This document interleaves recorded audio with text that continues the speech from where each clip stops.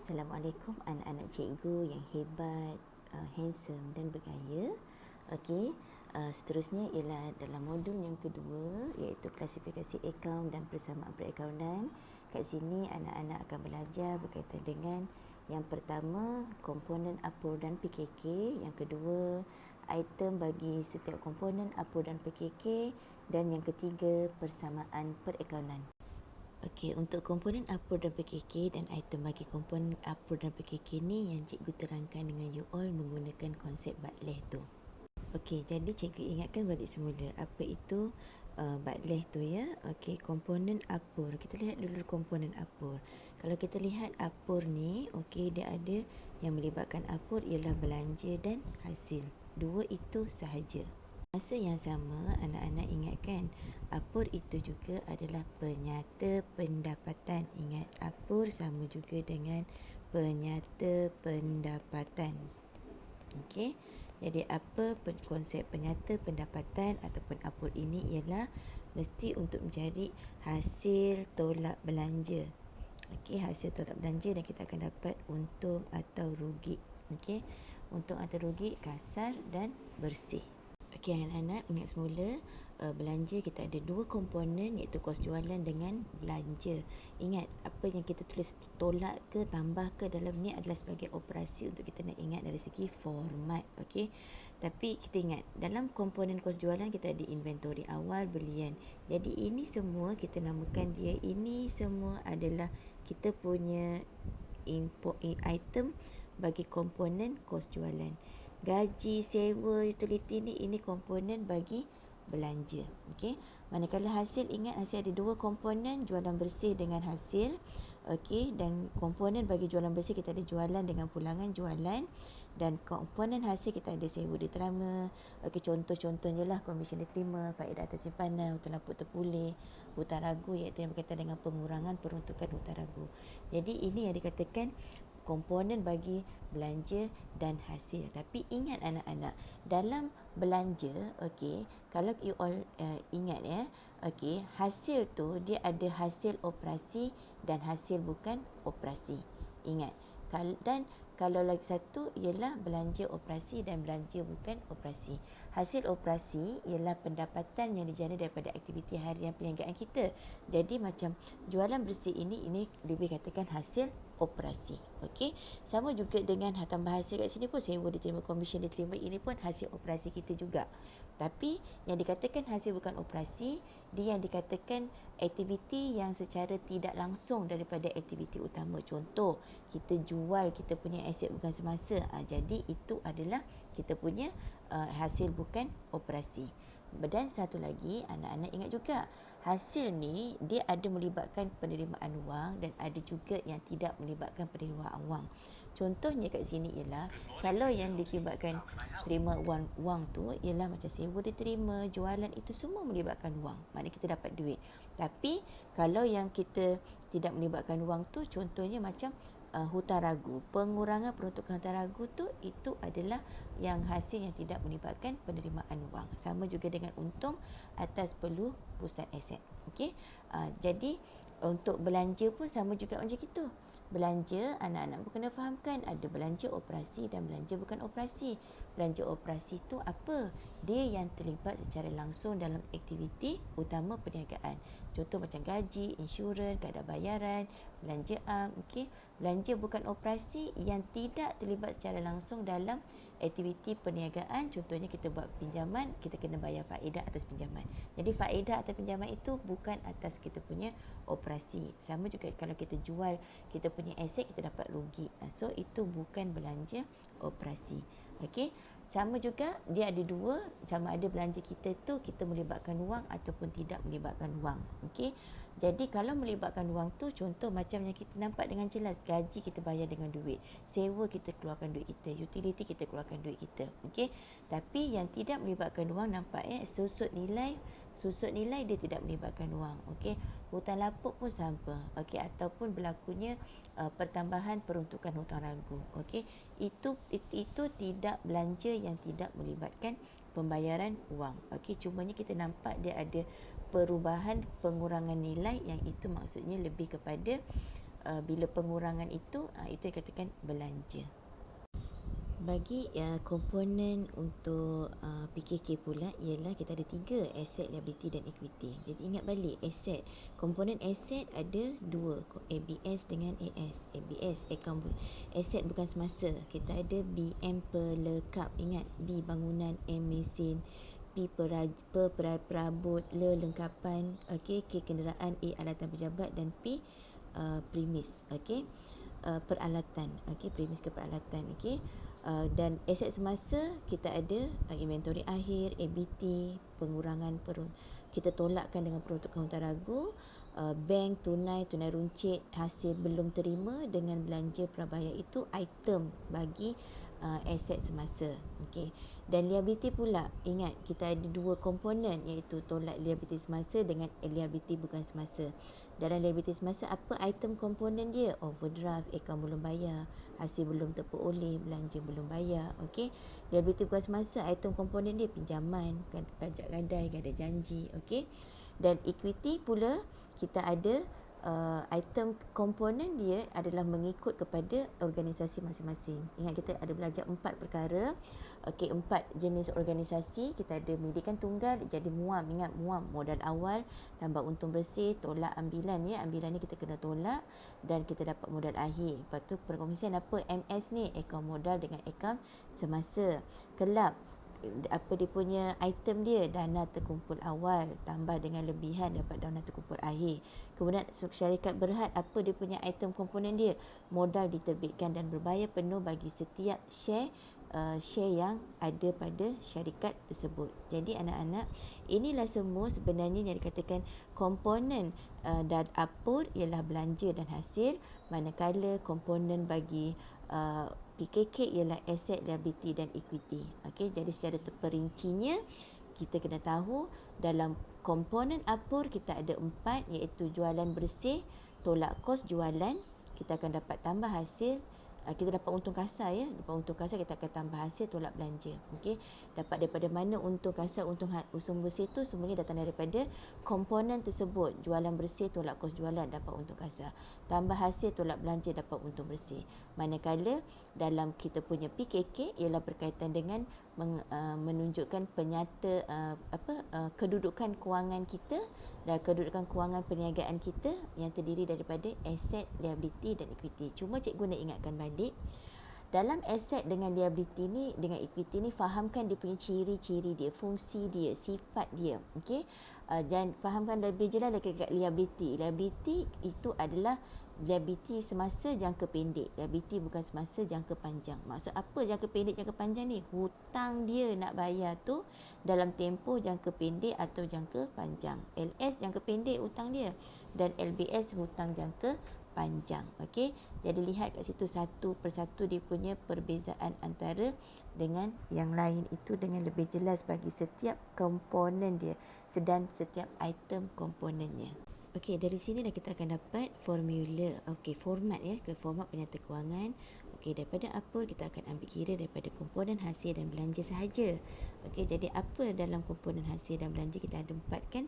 Jualan bersih kita akan tolak dengan kos jualan, kita akan dapat untung kasar tambah hasil tolak belanja sama dengan untung bersih. Ini kalau dalam bentuk penyata. Dan kalau dalam bentuk T, ini bentuk T. Okey, bentuk T kita mesti kita lihat kepada debit dan kredit. Okey, kalau bentuk T macam inilah, jualan bersih duduk sebelah kredit, lepas tu dalam kos jualan duduk sebelah debit sebab dia belanja. Okey, kemudian kita dapat untung kasar, kita akan pindahkan dia ke bawah. Okey, sebelah debit ni kita akan pindahkan ke kredit. Okey, dapat untung kasar sebab untung kasar ialah hasil. Untung kasar ialah hasil ya. Okey, dan tambahkan dengan hasil, kita tolak dengan belanja, kita akan dapat untung bersih. Okey, jadi ini format penyata pendapatan iaitu apur. Okey, manakala bagi penyata kedudukan kewangan pula, format dia ada bentuk T dan bentuk penyata juga. Okey, kalau bentuk T fahamkan macam biasa kita ada debit dan kredit. Sebelah debit ABS dengan AS dan sebelah kredit equity pemilik LBS dan LS. Manakala PKK sama, kita ambil daripada komponen ABS AS. Tolak dengan lebih semasa, kita akan dapat modal kerja dan nilai tersebut. Okey, ABS tambah dengan modal kerja. Fahamkan ABS tambah modal kerja ni, nilai ini adalah sama dengan nilai yang dekat bawah iaitu ekuiti pemilik tambah dengan liability bukan semasa. Jelaskan semua tu dapat daripada mana? Semuanya dapat daripada kita punya item komponen, daripada komponen kita semua ini, okey, dan kita pindahkan ke dalam, dia akan menjadi format penyata kewangan dengan memahami apa ialah untuk mencari untung. Jadi bila untung hasil tolak dengan belanja, manakala PKK untuk kita punya kedudukan kewangan kita yang terdiri daripada aset, liability dan equity. Dalam PKK fahamkan dengan jelas aset sama dengan liability tambah dengan equity. Kita pergi kepada subtopik yang ketiga iaitu persamaan perakaunan. Ingat semula persamaan perakaunan ini adalah satu topik yang cikgu selalu kata dia adalah sama macam mana kita nak sediakan penyata kewangan untuk overall. Ini salah satu cara untuk kita nak sediakan penyata kedudukan kewangan, okey, tanpa menyediakan apur, okey. Dan ingat ini adalah satu hubungan antara aset, liability dan equity pemilik macam cikgu cakap tadi. Sebab tu dia persediakan penyata kedudukan kewangan. Tapi dalam penyata kedudukan kewangan itu kita boleh tahu untung kita dapat berapa, okey. Jadi dalam persamaan perakaunan ada dua cara, iaitu sama ada kita menggunakan rumus tanpa hasil dan belanja, dan yang kedua dengan hasil dan belanja. Rumus tanpa hasil dan belanja ialah aset sama dengan liability tambah equity pemilik. Rumus dengan hasil dan belanja pula ialah aset sama dengan liability tambah modal tambah untung bersih. Maknanya kat sini ada dua perkara, okey, modal tambah untung bersih. Kat sinilah datang perubahannya daripada equity tu ya. Equity pemilik tu kan sebenarnya modal tambah untung bersih, okey. Ataupun fahamkan juga kat sini anak-anak, aset sama dengan liability tambah modal tambah hasil tolak belanja. Nampak tak, hasil tolak belanja ni ialah sebenarnya dapatkan untung bersih, okey. Jadi kedua-dua rumus ini anak-anak kena ingat untuk kita nak selesaikan persoalan yang akan diuji dalam SPM jika ada. Bila kita buat persamaan perakaunan, anak-anak mesti kena faham berkaitan dengan urus niaga. Urus niaga ini yang akan memberi kesan kepada aset, okey, kesan kepada aset, liability ataupun equity pemilik.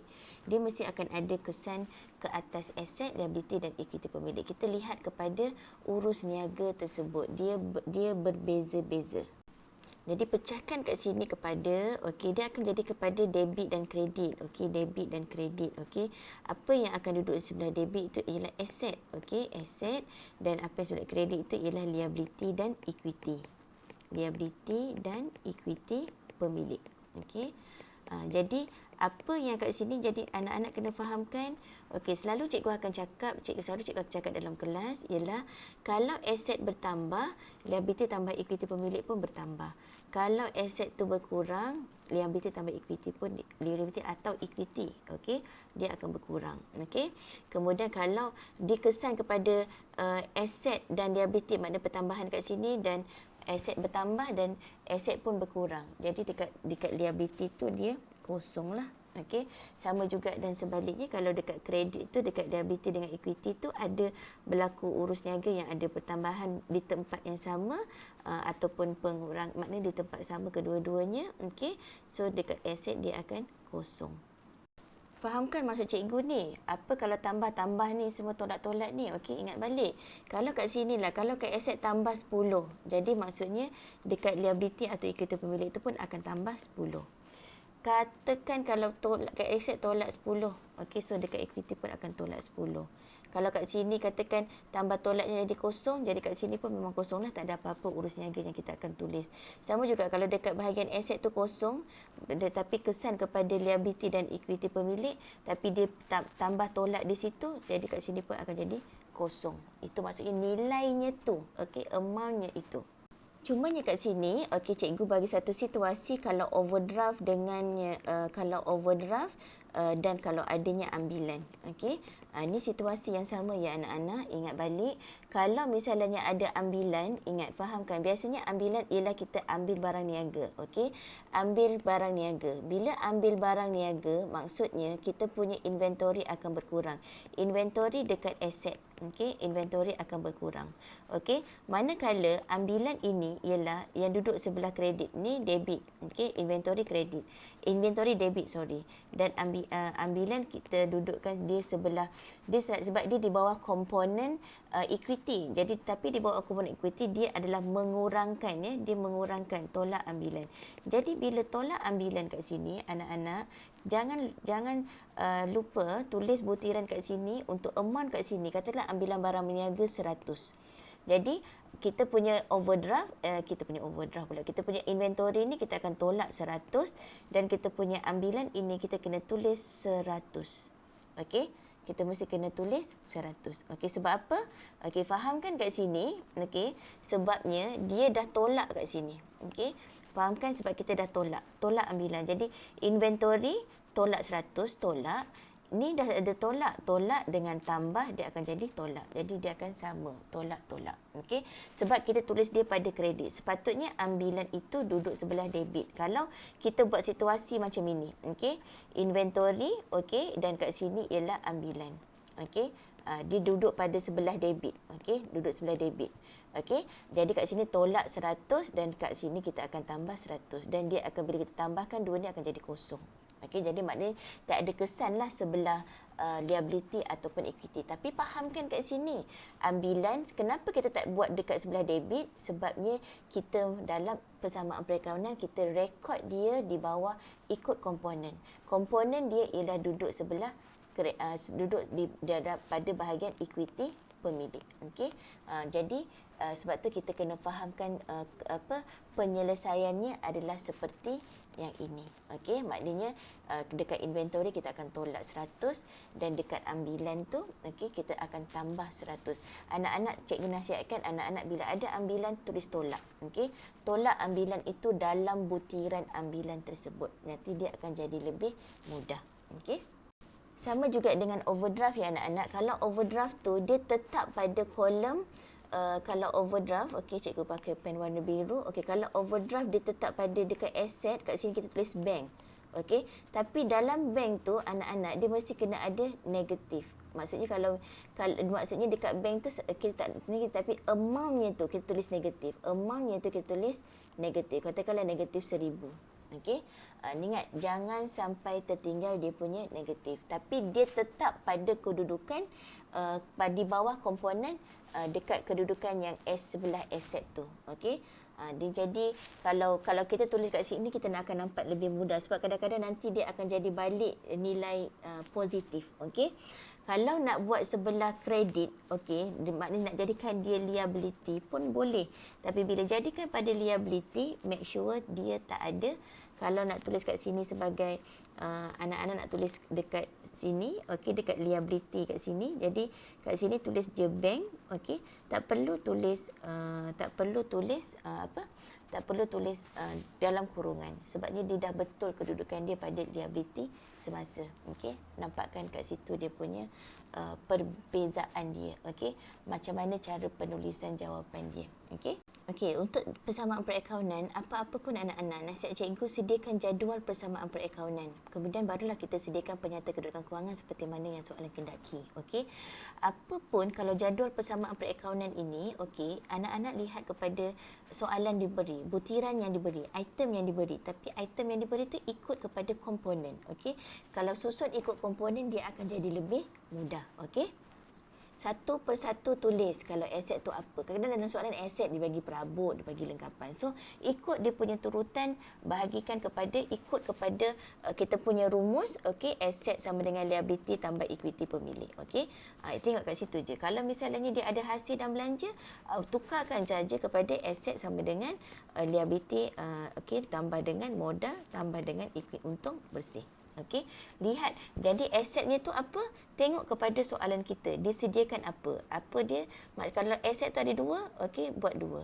Okey, maknanya kita buat jadual dia siap-siap. Okey, katakan kat sini ada perabot. Okey, kemudian kita ada lengkapan. Okey, perabot dengan lengkapan. Kemudian kita ada inventory. Okey, inventory. Kemudian kita ada apa lagi? Akaun belum terima. Yang biasanya kita ada bank. Contoh ada ni. Okey. Kalau dah jadual itu dah disediakan, ikut je jadual yang disediakan. Tapi kalau jadual tak disediakan, anak-anak kena tulis sendiri.